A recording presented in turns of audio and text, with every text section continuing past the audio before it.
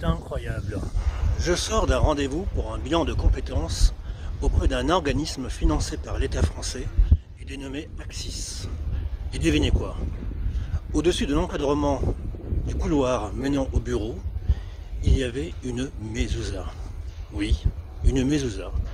Un objet du culte juif, un petit étui que certaines familles juives posent devant leur logement. La preuve en vidéo.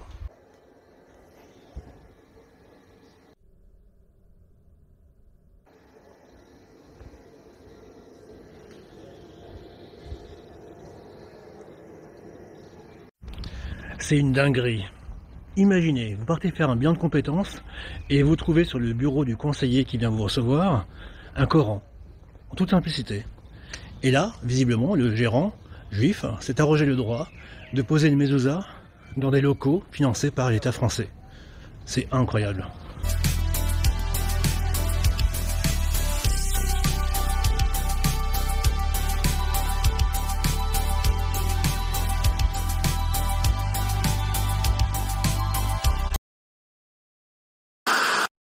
Israël a parfaitement connaissance d'une information comme quoi il fait état de la présence de civils dans une zone définie sur laquelle il va y avoir un bombardement. Et malgré cette information, Israël prend la décision de bombarder quand même. Il faut les dégommer, ces gens-là. Il faut les dégommer. C'est-à-dire qu'Israël prend la décision consciente, avec cette information en tête, de bombarder des civils, au mépris du droit international humanitaire. Il faut les dégommer. Le secrétaire général de l'ONU, Antonio Guterres, a appelé à une enquête interne sur les fosses communes récemment découvertes à Gaza. Je suis profondément alarmé par les rapports faisant état de fosses communes découvertes dans plusieurs endroits à Gaza, y compris le complexe médical Al-Shifa et Nasser. Rien que à Nasser, plus de 390 corps auraient été retrouvés, a-t-il déclaré. Discours typiquement antisémite, voilà. Israël est en train de perdre son âme dans cette affaire. Ils accumulent crimes de guerre, crimes contre l'humanité. Ne pas donner à manger à une population, c'est un crime de guerre. Ne pas donner à boire à une population, c'est un crime de guerre. Ne pas permettre aux populations de se faire soigner, c'est un crime de guerre. Israël est en train de cumuler tous les crimes de guerre qui sont condamnables sur le plan international. On s'en fout. International. On s'en fout, monsieur Bigot. La colonisation est illégale chez nous en droit ici. international. On s'en fiche. Les tensions sur le terrain sont un obstacle majeur à la paix. Ben, moi, je parle du droit international. On s'en Après, fout. vous pouvez parler du Moi, je vous le dis. vous voulez. On s'en fout Moi, du je droit vous cite international. le droit Le droit international ne va pas réécrire l'histoire David d'Israël, Antonelli, il s'en fout du monde entier. Il s'en fout des États-Unis. Il s'en fout de la France. Ça, par contre, il n'y aura jamais de sanctions.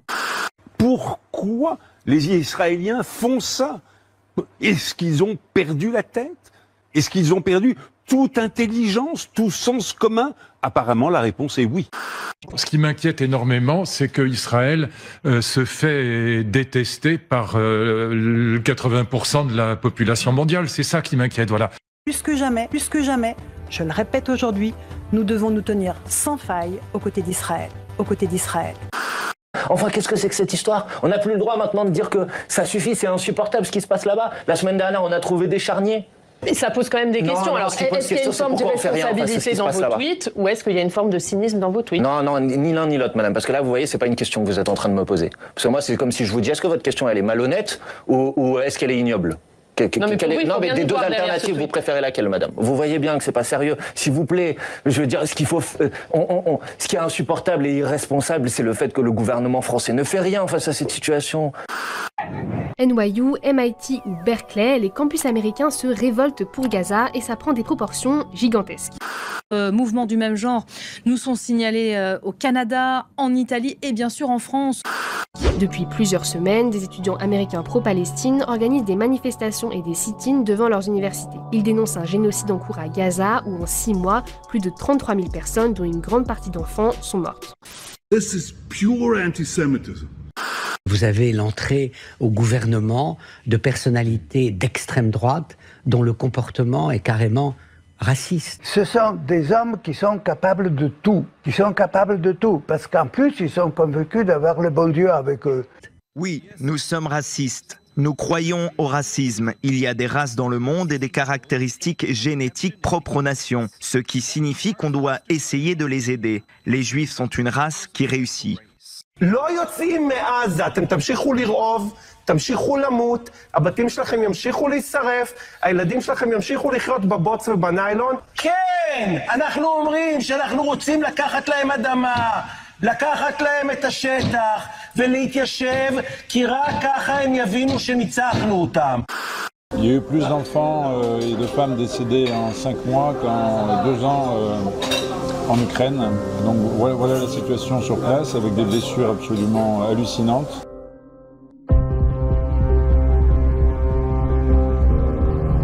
Nous avons rejoint là-bas donc des équipes qui sont en rotation sur place depuis le 25 janvier. Dont nombre d'entre eux sont morts parce qu'à Gaza on tire sur les soignants, on tire sur les ambulances, on tire sur les hôpitaux comme vous le savez. Nous pouvons vraiment confirmer donc le cahier des charges imposé donc par la Cour internationale de justice le 26 janvier n'est pas respecté et que l'intention génocidaire, en tout cas nous l'avons constaté, est bien confirmée. Vous imaginez un métro aux heures de pointe avec des gens comme vous et moi et qui se reçoivent des bombes sans aucun espace où se protéger. C'est une nasse. Les collègues qui connaissent la médecine de guerre nous disent nous n'avons jamais vu un conflit comme ça où les gens n'ont aucune solution de sortie. C'est la première fois. On devrait faire une journée avec kippa. Les étudiants et étudiantes, s'ils se mobilisent, c'est parce qu'eux aussi, ils ont accès à l'information, ils ont accès à ce qui se passe actuellement à Gaza. Je pense que les images, elles sont sordides et on l'a vu, c'est des milliers de personnes qui se font tuer, qui se font massacrer par des bombardements.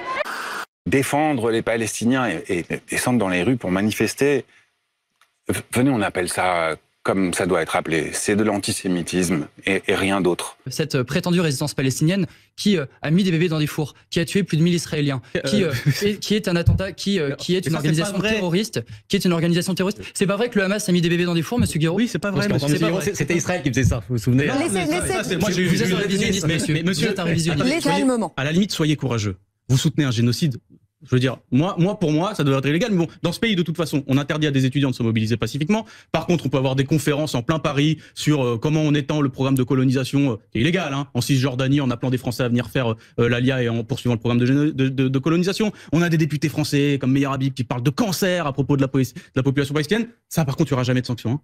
Parce qu'ils savent aujourd'hui le cancer qu'est cette population. Parce qu'ils savent aujourd'hui le cancer qu'est cette population qui est aujourd'hui, à qui on a tout donné.